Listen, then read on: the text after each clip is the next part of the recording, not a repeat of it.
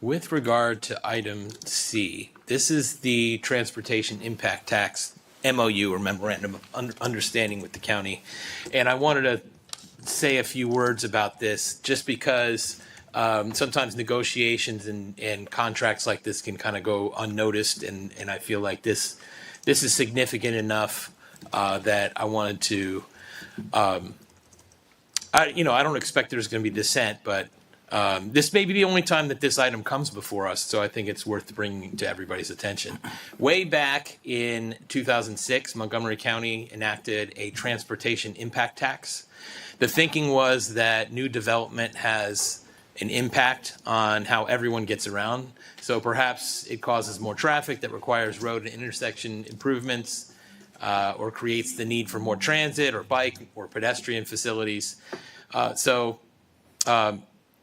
Anytime a new project is approved, the developer is assessed this transportation impact tax. The way the law was written, it includes projects in the cities of Gaithersburg and Rockville. But since our two cities do our own planning and zoning, we were skeptical at the time about the county's authority to levy such a tax on our projects. And we were concerned that these taxes that came into the county, the tax revenues that came to the county from projects in the city, would be used for transportation projects elsewhere in the county and not work to the benefit of our residents. So back then, in order to get the cities of Gaithersburg and Rockville to go along with this impact tax, the county offered us a deal in the form of a Memorandum of Understanding, or MOU. And the deal was that any impact tax revenue that came in from city projects would be held in a separate account to be used only for projects that both the city and the county agreed on. However, over the last 15 years, the city and county have not been able to agree much on what projects would be eligible.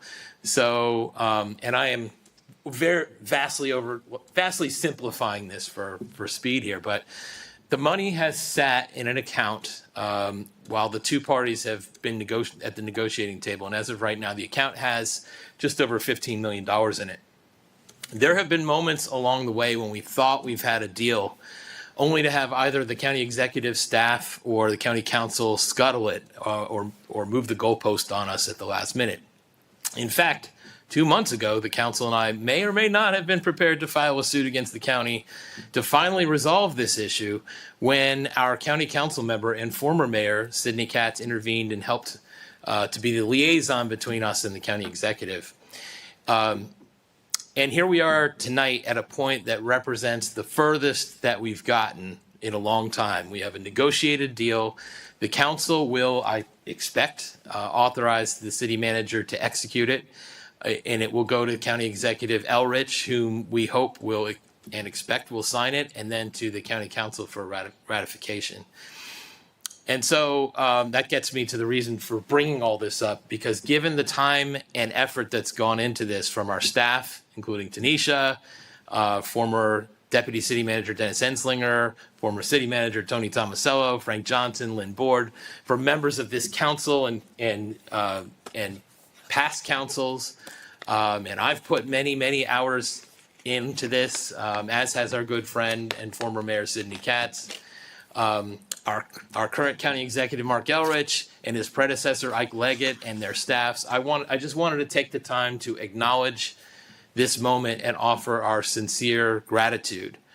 This is the kind of thing that does not get onto the radar screen of the public, but at the same time, it's an important milestone that will result in the funding of a number of city projects over the years.